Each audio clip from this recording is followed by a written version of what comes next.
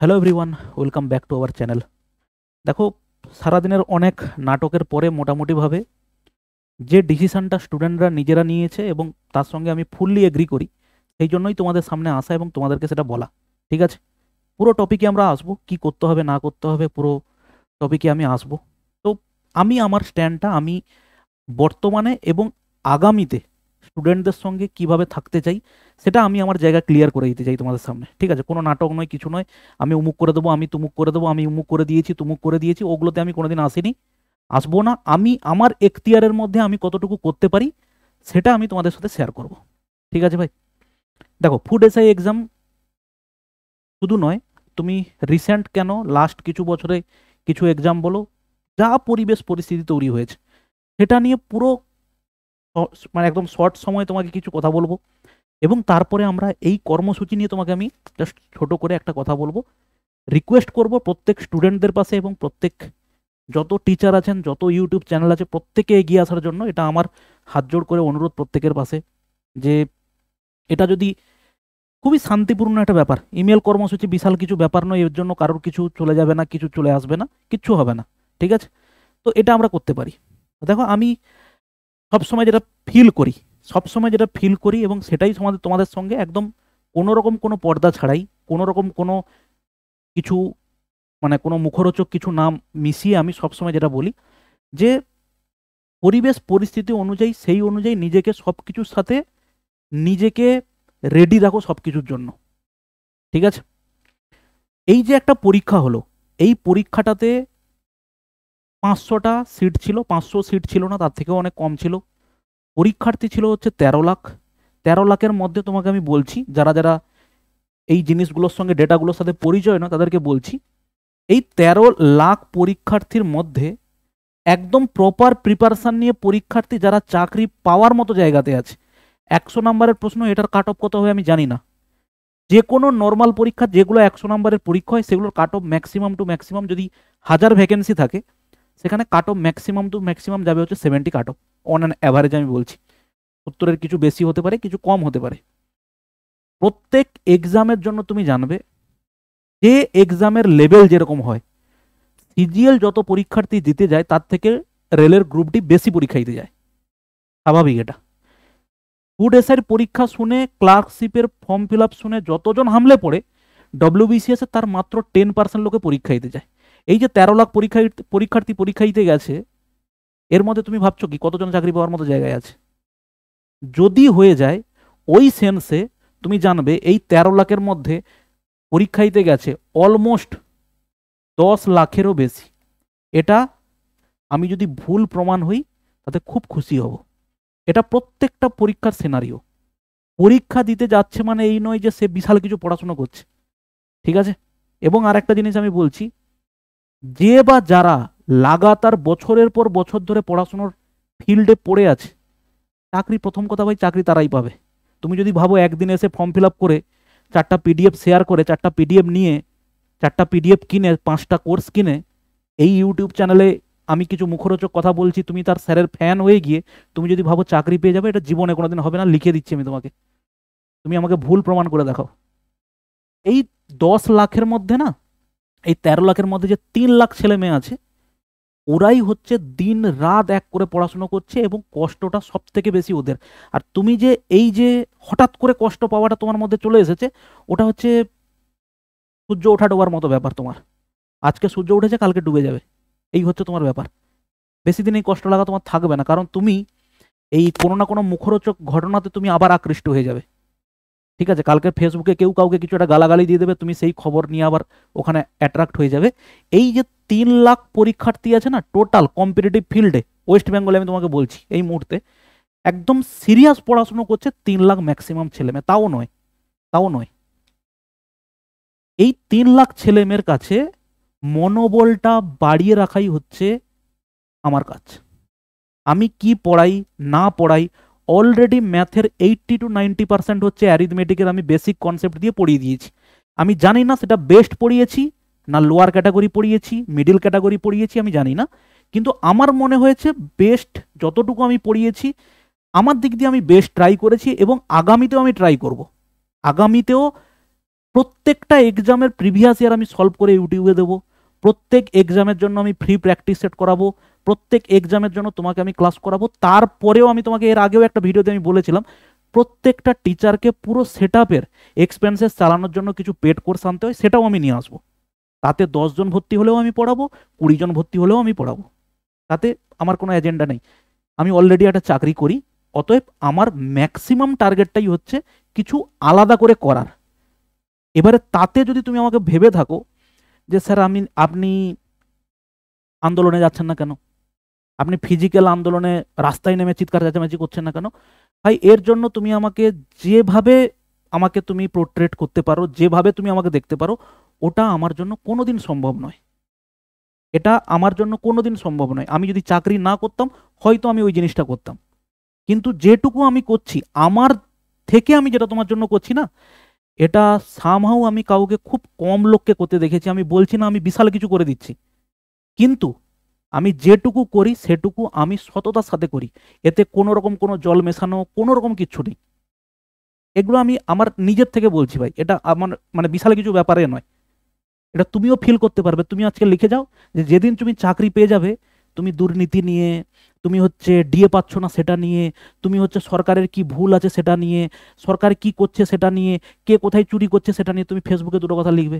তুমি লিখে যাও এর মধ্যে, মানে এই কমেন্ট সেকশনে লিখে যাও। অনেককে দেখেছি ভাই, চাকরি পেয়ে গেলে না আমারটা হয়ে গেছে, কে কি করলো না করলো তাতে কি যায় আসে। অনেককে দেখেছি এটা। এবং আমি যে স্টেপ নিয়ে থাকি এবং যেখানে থাকি না কেন, সেটা আমি আমার ডিপার্টমেন্টে থাকি, আমি যেখানে চাকরি করছি থাকি, তার জন্য আমাকে অনেক খেসারত দিতে হয়েছে। সেগুলো পার্ট অফ লাইফ এবং পার্ট অফ সার্ভিস ভেবে সেগুলোকে আমি ইগনোর করে দিয়েছি, ওগুলোকে আমি ধরিই নি। ঠিক আছে, ঠিক সেম জিনিসটা আমি এখানে করব।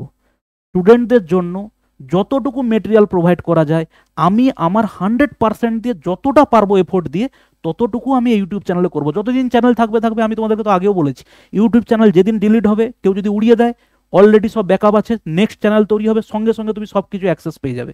এটা আমার তরফ থেকে থাকলো, কোনোদিন কোনো ভিডিও প্রাইভেট হবে না, এটুকু তোমাকে আমি বলছি। সেই হিসেবে আমি এই কথাটাও আবারও বলছি, এবং এতে একটুখানি জল মেশানো নেই। এবং তোমাকে আমি বলছি, কেউ যদি না চায় না সিস্টেমের মধ্যে, তুমি তাকে এক চুল হিলাতে পারবে না, এদিক ওদিক একটা চুল হিলাতে পারবে না। আমি যদি মনে করি সিস্টেমে থেকে, আমি যদি ভাবি আমি যেটা করছি ঠিক করছি, এতে আমার কোনো ফায়দা নেই, তুমি একটা চুল নাড়াতে পারবে না।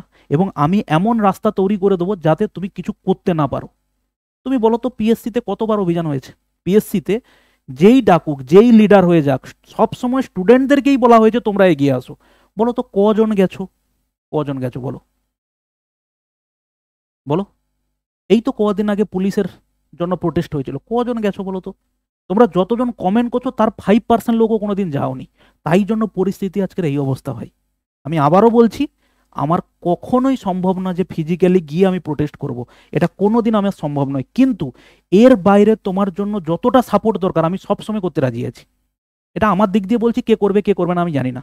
আমি আমারটা একদম পুরো অনেস্টি সাথে তোমার সামনে রাখছি, এবং সেটা থেকেই আমি এটা বলছি।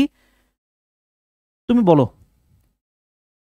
একজন বিশাল বড় অফিসার, একদম নাম্বার 1 অফিসার, প্রিলি পাস করেনি, সেটা পিএসসি নিজে স্বীকার করেছে আরটিআই রিপোর্টে, বহাল তবিয়তে চাকরি করছে, এবং পিছনে ভাড়া করা ক্যামেরা নিয়ে ঘুরে বেড়াচ্ছে নিজের প্রতিচ্ছবি সামনে, একদম ধোয়া তুলসী পাতার প্রতিচ্ছবি সামনে রাখার জন্য।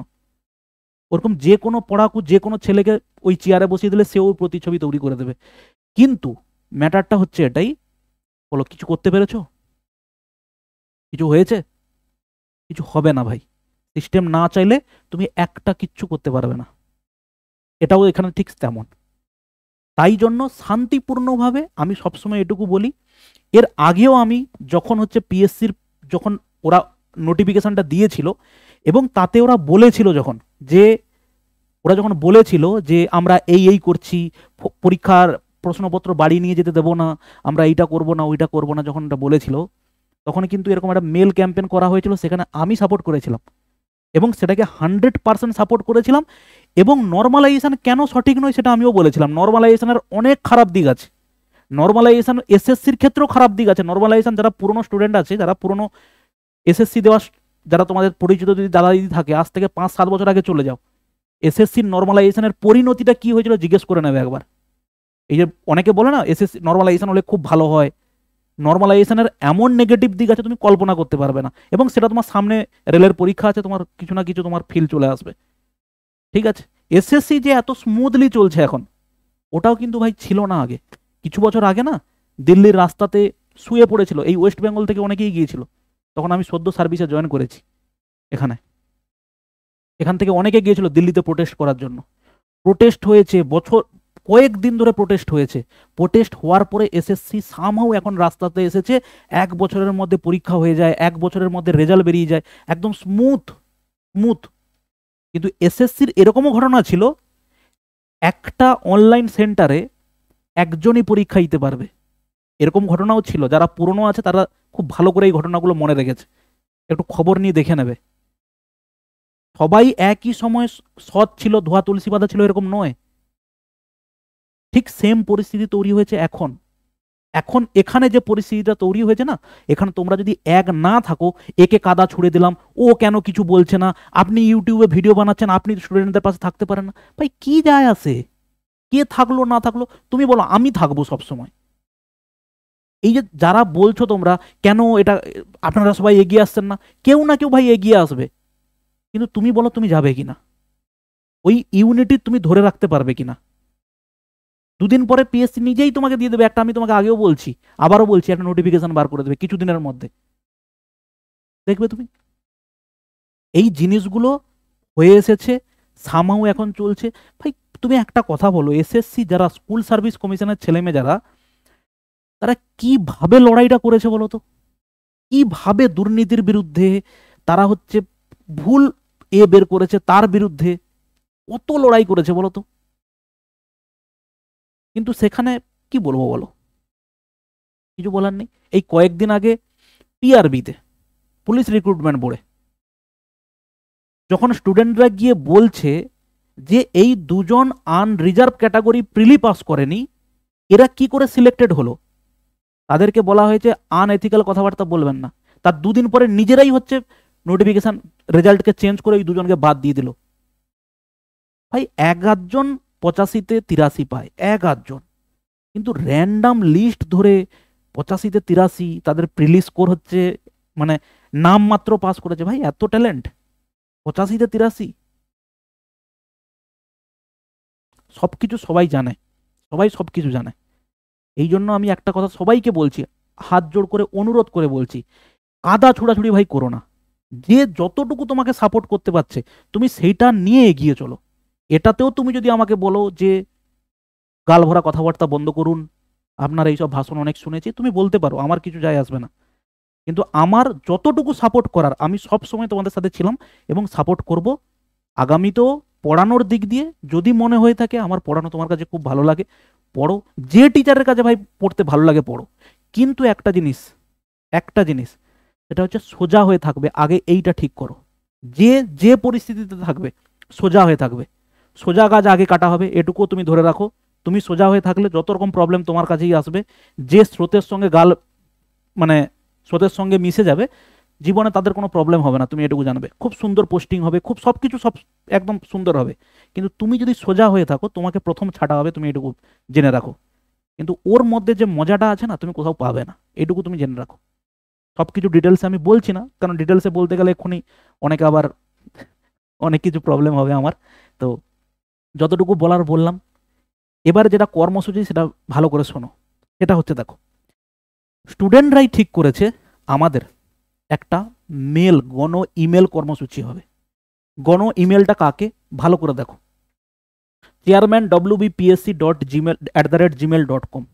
আমি তোমাকে মেলটা এক্ষুনি দেখিয়ে দেবো, আমি নিজে তোমার সামনে মেল ফরওয়ার্ড করব, তুমি দেখে নেবে। বাদ বাকি এই মেলের পুরো ফরম্যাটটা হচ্ছে টেলিগ্রামে আমি দিয়ে দেবো, ডেসক্রিপশনে লিঙ্ক আছে টেলিগ্রামের, ইউটিউবে আমি দিয়ে দেবো, পোস্ট করে দেবো। যদি কপি করতে পারো কম্পিউটার থেকে খুব ভালো কথা, আর না হলে হচ্ছে তুমি টেলিগ্রামে চলে যাও, টেলিগ্রাম থেকে কপি করে যে যে প্রসেস বলছি সেম ভাবে একটা মেল করো, ঘরে বসে মেল করো ভাই, এতে কিচ্ছু যায় আসবে না কারুর।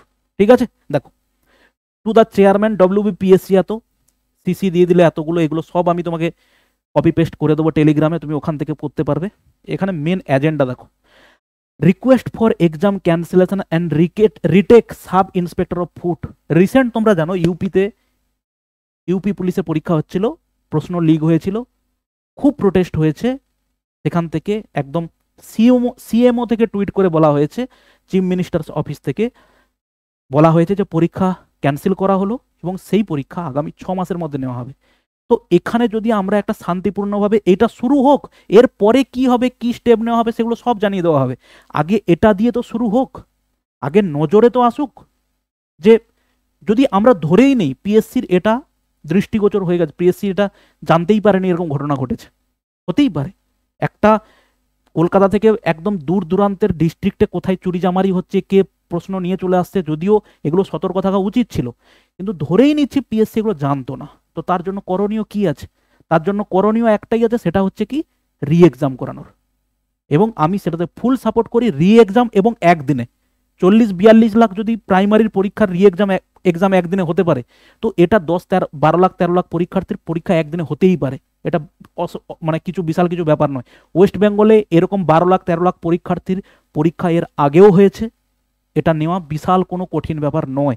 সেই সিস্টেম আমাদের আছে, আমি এইটুকু বিশ্বাস আছে।